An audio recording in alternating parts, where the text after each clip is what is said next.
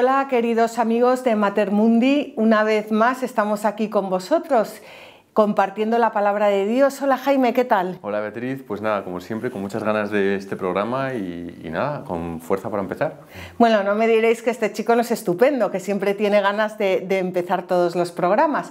Bueno, pues hoy vamos a hablar de algo muy importante, del último cáliz que bebió Jesús.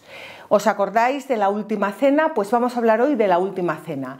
No fue ninguna casualidad que la última cena fuera una comida pascual. ¿Por qué? Porque Jesús lo que va a celebrar es la Pascua, el Paso. El Paso, habíamos hablado ya de la Pascua cuando el pueblo de Israel sale de Egipto, cuando el pueblo de Israel es liberado, pues Jesús va a celebrar la Pascua definitiva. Y Jesús es el perfecto Cordero Pascual, y así nos lo dice el Catecismo. Vamos a leerlo. Al celebrar la última cena con sus apóstoles en el transcurso del banquete pascual, Jesús dio su sentido definitivo a la Pascua judía. En efecto, el paso de Jesús a su Padre por su muerte y su resurrección, la Pascua nueva, es anticipada en la cena y celebrada en la Eucaristía que da cumplimiento a la Pascua judía y anticipa la Pascua final de la Iglesia en la gloria del reino. Bueno, pues vamos a ver hoy, después de haber leído este pasaje del Catecismo, cuál es el cáliz que faltaba por beber.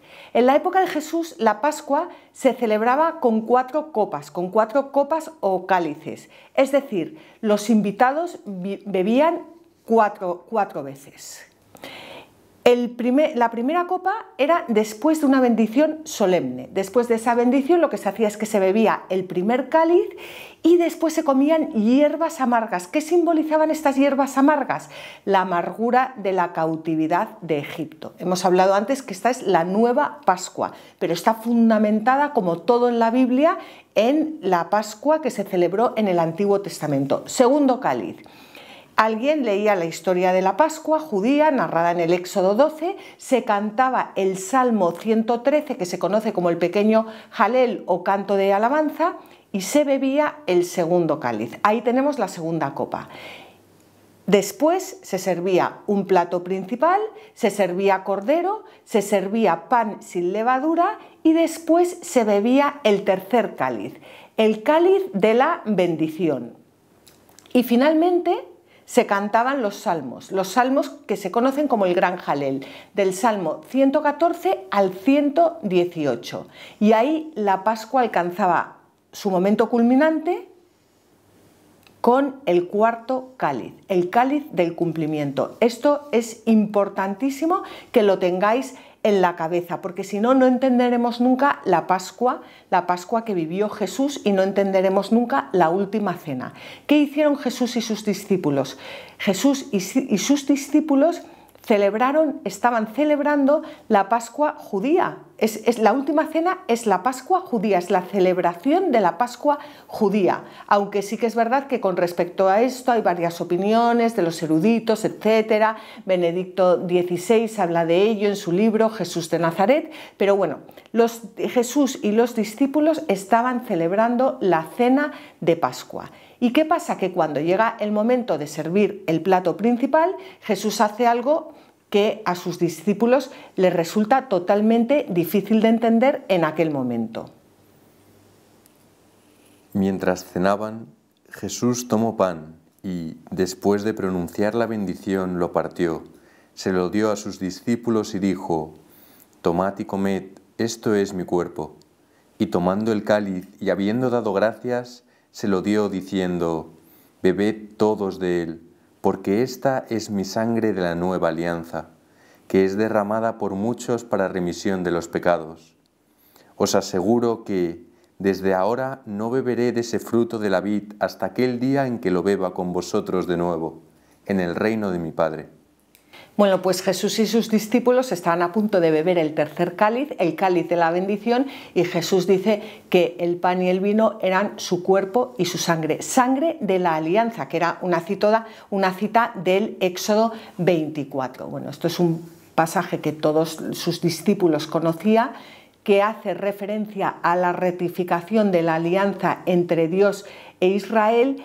Y claro, imaginaos cómo se quedan los discípulos, o sea, que Jesús diga que tome la tercera copa y que diga bebed todos de él porque esta es mi sangre de la nueva alianza que es derramada por muchos para la remisión de los pecados, y que diga del pan tomad y comed, esto es mi cuerpo, pues claro, os podéis imaginar que se quedaron completamente alucinados. O sea, es que no entendían nada, es que estaban en una cena. Estaban celebrando la Pascua judía. La Pascua judía era un ritual. La Pascua judía tenía todos sus pasos como nosotros tenemos la misa, todos los pasos establecidos. O sea, no te lo inventas de repente. Y es que Jesús lo que estaba haciendo es que estaba hablando como si estuviera introduciendo una nueva alianza. Una nueva alianza, pero no solo una nueva alianza, sino una nueva alianza que iba a ser ratificada con su propia sangre. O sea, que él estaba anunciando que él era el Cordero Pascual de esta nueva alianza. Bueno, después del cáliz de la bendición se cantaban los salmos, el gran Jalel, como habíamos dicho antes, del 114 al 118, y después se bebía el cáliz de la consumación. Jesús dijo que no iba a beber vino de nuevo hasta que no estuviera vamos, que se iba sin tomarse el último cáliz. Es que esto yo no sé si os hacéis idea, pero irte de la cena pascual sin haber bebido el último cáliz es que no estaba previsto. O sea, es una cosa como de... No es como si tú ahora te vas en una cena sin haberte, no es como si tú vas a misa y porque quieres pues te vas antes, que no es que esté bien, pero no sé, es que Jesús estaba celebrando la cena pascual y él se autoproclama como el Cordero Pascual. Él dice que su cuerpo va a ser el nuevo alimento de la nueva alianza, que su sangre va a ser la nueva bebida de la nueva alianza, y cuando ya se va a terminar la cena pascual con el cuarto cáliz, con el cáliz de la consumación, Jesús se levanta de la mesa y sin haber terminado la cena, cosa que para un judío era como imposible, se levanta y se va. Yo no sé si sois conscientes de lo que significa esto, pero cualquier lector que supiera cómo se celebraba una cena pascual, pues se hubiera quedado asombradísimo, porque es que no pueden abandonar la cena pascual antes del momento más importante. Es que esto para un judío era algo, pues como ya hemos dicho, es que lo quiero recalcar mucho porque es algo muy importante. Por tanto, Jesús se va de la cena antes de que termine, y él decide que no ha llegado todavía el momento de beber el último cáliz, la última copa, que es el cáliz de la consumación. Por supuesto que no todos los discípulos siguieron a Jesús, es que era muy fuerte lo que hizo, y además uno de ellos ya se había marchado. ¿Quién se había marchado? Judas Iscariote. Judas Iscariote se dirigía a casa de los sumos sacerdotes en la oscuridad. Esto es muy importante, en la oscuridad. Pasamos ya a un segundo punto, que ya es Jesús en Getsemaní. Jesús ha dejado la cena pascual y Jesús se dirige a Getsemaní. Bueno, Jesús llega al Monte de los Olivos, y en el Monte de los Olivos Jesús le dice a sus discípulos lo que estaba a punto de suceder. Y les dijo Jesús: todos os escandalizaréis, porque está escrito: heriré al pastor y se dispersarán las ovejas. Pero después de que haya resucitado, iré delante de vosotros a Galilea. Pedro le dijo: aunque todos se escandalicen, yo no.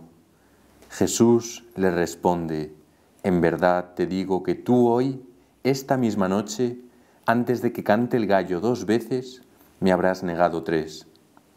Pero él insistió: aunque tenga que morir contigo, jamás te negaré. Lo mismo decían todos. Bueno, pobre Pedro. Pedro es que a mí me cae genial, porque porque Pedro era impulsivo, tenía un carácter impulsivo y tenía un gran corazón. Y bueno, pues esto es lo que le dice el pobre Pedro a Jesús: aunque todos se escandalicen, yo no. Pobrecito. Y desde luego pero es que todos somos Pedro. O sea, todos queremos seguir a Jesús, bueno, ojalá, pero los que queremos seguir a Jesús, todos queremos seguir a Jesús y todos somos Pedro. Y ya Jesús ahí le anuncia que antes de que cante el gallo antes de que cante el gallo 2 veces, me habrás negado 3. Bueno, después Jesús se los lleva a un sitio llamado Getsemaní. Getsemaní significa prensa de aceite. Es todo muy simbólico porque ahí es de donde va a salir el aceite que unge al ungido y a todos los ungidos en Cristo. Bueno, pues ahí se aparta a rezar y se lleva con él a Pedro, a Santiago y a Juan. Recordad que eran los apóstoles que habían estado con él en la transfiguración. Y adelantándose un poco, se postró en tierra y rogaba que, a ser posible, se alejase de él aquella hora. Decía: Abba, Padre, todo te es posible, aparta de mí este cáliz, pero que no sea lo que yo quiero, sino lo que quieres tú. Pues fijaos, aparta de mí este cáliz. ¿Qué cáliz es? Es el cáliz de la consumación, el cáliz de la consumación, el cáliz que todavía no había terminado en esa cena pascual. Él ya vimos que había bebido los 3 primeros cálices y le faltaba el último, el cáliz de la consumación. Pero al decir que el pan era su cuerpo y el vino era su sangre, pues claro, tenía que entregar su cuerpo, tenía que morir para poder beber el último cáliz. Bueno, y Jesús le pide al Padre que si es posible que aparte de él ese cáliz, pero bueno, que se haga la voluntad del Padre. Sabemos que Jesús lo dijo en varias ocasiones: mi alimento es cumplir la voluntad del Padre. Bueno, pues ahora estaba pidiendo a su Padre que por favor, si era posible, que apartara de él ese cáliz. Vamos a leer lo que nos dice el Catecismo de la Iglesia Católica en el punto 612 sobre este cáliz de la nueva alianza. El cáliz de la nueva alianza que Jesús anticipó en la cena al ofrecerse a sí mismo, lo acepta a continuación de manos del Padre en su agonía de Getsemaní, haciéndose obediente hasta la muerte. Jesús ora: Padre mío, si es posible que pase de mí este cáliz. Expresa así el horror que representa la muerte para su naturaleza humana. Esta, en efecto, como la nuestra, está destinada a la vida eterna.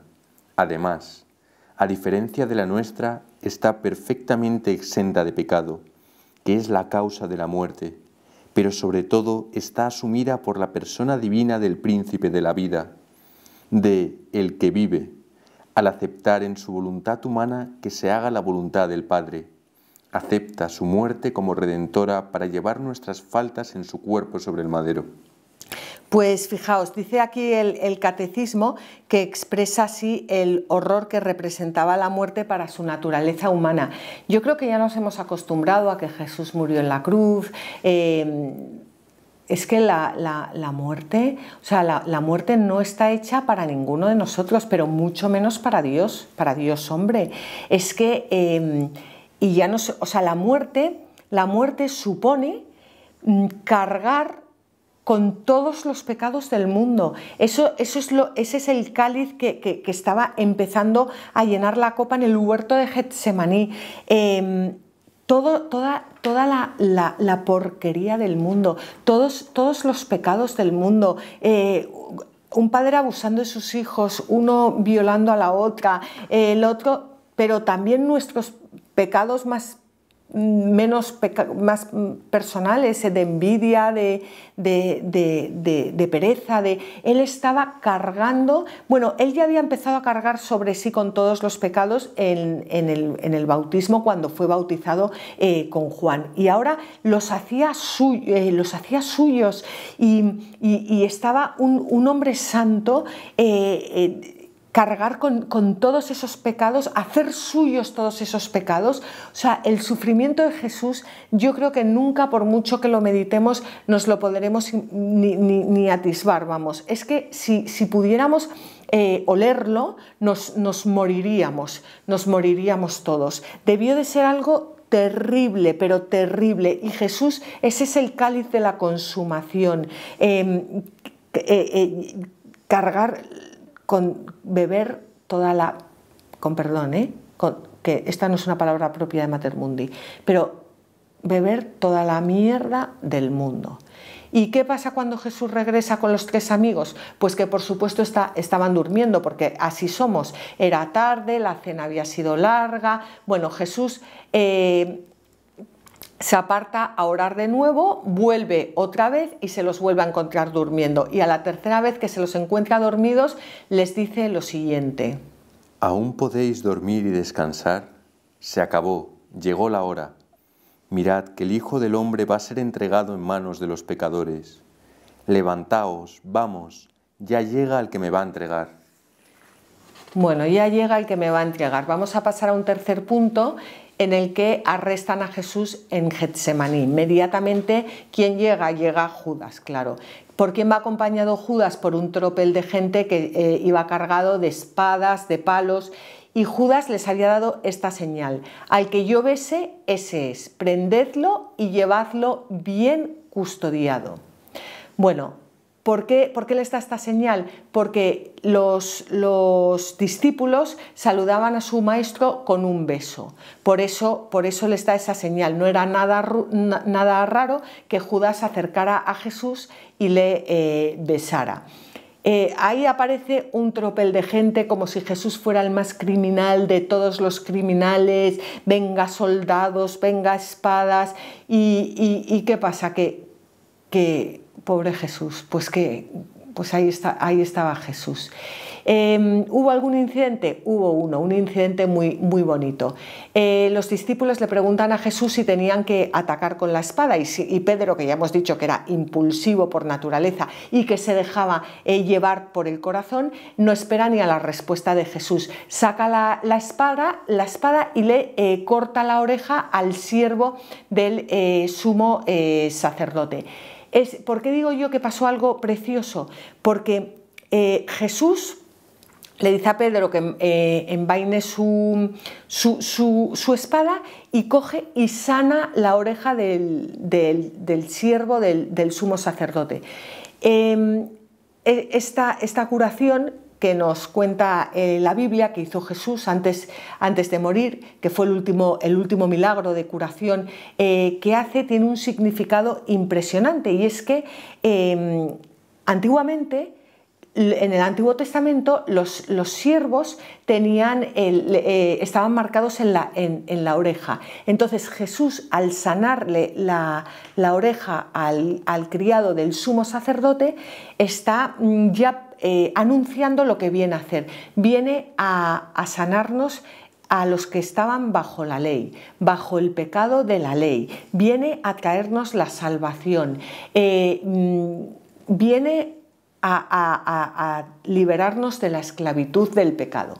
Y Jesús se marcha con los soldados sin oponer resistencia, por supuesto, y Pedro y Juan le siguen a una cierta distancia. Llevan a Jesús ante Anás. ¿Quién era Anás? Anás era el suegro de Caifás, el sumo sacerdote en ese momento.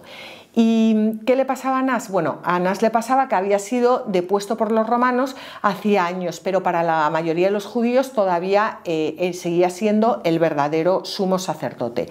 Caifás era su yerno, y lo que hace es que, por deferencia, permite que Anás le interrogue primero. Están interrogando a Jesús. Y durante el tiempo del interrogatorio, los soldados y los criados estaban esperando fuera. Estaban esperando fuera al lado de rodeando una hoguera, porque hacía un poco de frío. Esto es muy importante porque Juan menciona las brasas de una hoguera. Y ese término que aparece para brasas de una hoguera solo va a aparecer 2 veces en todo el Nuevo Testamento. Una es aquí, y de esto no os olvidéis, porque la otra no os lo pienso contar. Os lo voy a contar más adelante, porque es apasionante, pero completamente apasionante, pero tendréis que esperar. Pedro, por ahora os contaré simplemente que os queréis con este dato y que Pedro, bueno, pues estaba fuera, estaba calentándose en la hoguera y estaba esperando a que, que nadie le reconociera. ¿Qué ocurre? Que una de las criadas reconoce a Pedro y le dice que él también estaba con Jesús. ¿Pedro qué hace? Por supuesto, negarlo. Yo no estaba con Jesús, pero ¿tú qué dices? Primera negación. Después viene otra persona, reconoce a Pedro y le dice lo mismo, que estaba con Jesús, y Pedro le dice, pero ¿tú qué dices? ¿Cómo voy a estar yo con Jesús? Pititín, patatán. Y llega ya una tercera persona que le identifica, porque Pedro debía de tener un acento galileo muy marcado, y le dice, ciertamente eres uno de ellos, eres un Galileo. Pedro jura que no conoce a Jesús y en ese mismo instante canta el gallo. Y Jesús se vuelve a él y le mira. Y se acuerda de lo que le había dicho Jesús. Antes de que cante el gallo, me habrás negado 3 veces. Bueno, imaginaos cómo estaba Pedro. Pedro, nos dice la Biblia, que salió afuera y que lloró amargamente. ¿Cómo se debió de sentir Pedro? Todo lo que tenía el pobre Pedro de impulsivo lo tenía de bueno, y Pedro acababa de traicionar a Jesús. Acaba de traicionarle. Igual que Judas, no de la misma manera, pero Judas le había traicionado y Pedro acababa de traicionar a Jesús. Yo creo que vamos a parar aquí hoy porque, bueno, pero antes de terminar, yo quería recalcar que es muy distinta la traición de Pedro que la traición de Judas, porque Judas traicionó a Jesús y no acogió el perdón. Judas se arrepintió, pero no se abrió a la misericordia de Dios. Y en cambio, Pedro se arrepintió también, por supuesto, en el minuto 0, pero supo llorar amargamente y tirarse en los brazos de su maestro. Y esta es la gran diferencia entre los dos. Jaime, ¿qué te ha parecido esto? ¿Quieres comentar algo? Bueno, lo primero de todo, muchísimas gracias por el programa, Beatriz, me ha encantado, me ha gustado mucho además todo lo que has explicado del criado, que el significado de la liberación, ¿no? Todo datos que has dado, tengo bastante intriga con lo de la hoguera de las brasas. Pues te vas a tener que esperar. Sí. Y luego de Pedro, pues sí que me gustaría comentar una cosa de la tradición de Pedro, que una vez hablando con una monja, me acuerdo que me dijo, a veces el demonio, los momentos de presión, hacen que se nos olvide los momentos de gracia que hemos tenido con Jesucristo. Y si verdaderamente recordásemos en el momento de la presión esos momentos de gracia, seguramente no pecaríamos, ¿no? Entonces Pedro, es verdad que cuando estaba ahí en la última cena con Jesús, pues o sea, estaba, vamos, que era capaz de irse al fin del mundo solo con tal de que no le pasase nada a Jesús, diciendo yo voy a por todas, o sea, yo soy capaz de que de morir por ti, hacer lo que sea, tal. De hecho, el mismo Pedro vio la transfiguración, vio a Jesucristo transfigurado, vamos, y si es que lo tenía ahí, si es que si supiese Pedro en ese momento, si Pedro en el momento cuando estaba en la hoguera, cuando estaba interrogando y tenía toda esa presión y tal, se hubiese acordado de esos momentos de gracia, se hubiese acordado de que había estado en la transfiguración del Señor y que había visto al mismo Dios como era, seguramente no lo hubiese traicionado por toda esa gracia que había recibido previamente, ¿no? Pero el demonio, es verdad que ya en nuestra vida real, en nuestros momentos de presión, en el momento de tentación, hace muchas veces que se nos olviden esas gracias que hemos recibido, ¿no? Entonces era un truquillo de esta monja pues para cuando estemos en un momento de dificultades o depresión, pues recordar esos momentos de gracia que hemos tenido con Jesucristo para salir adelante del pecado. Pues, o sea, tiene, por supuesto que tiene toda la razón y lo que has contado está fenomenal, pero no podemos olvidar que, o sea, estamos yendo hacia la muerte y resurrección de nuestro Señor Jesucristo, que será Pedro cuando reciba el Espíritu Santo, cuando ya sea capaz de ir al mundo entero a anunciar el Evangelio. Entonces, lo que también nos está mostrando toda la historia de la salvación es que sin la gracia de Dios, sin el Espíritu Santo, nosotros no somos capaces. Y eso es muy importante porque vemos a una persona impulsiva, a una persona cobarde, bueno, como somos todos, o por lo menos yo, pero como una vez recibido el Espíritu Santo en Pentecostés, es que le va a dar igual todo, vamos. Entonces también yo creo que la tensión va un poco hacia ahí, hacia mostrarnos cómo necesitamos llenarnos de la gracia de Dios para poder dar nuestra vida hasta el martirio si es necesario, que es lo que hará Pedro. Pues qué bueno, se lo diré el próximo día a la monja. Bueno, pues muchísimas gracias, queridos amigos de Mater Mundi. Estamos con todos vosotros dentro de poco en el próximo programa.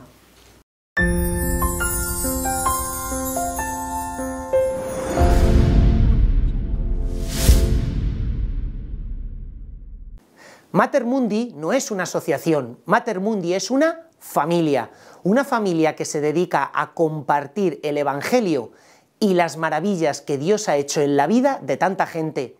Te lo digo a ti, que ya tienes experiencia del bien tan impresionante que hacen estos vídeos.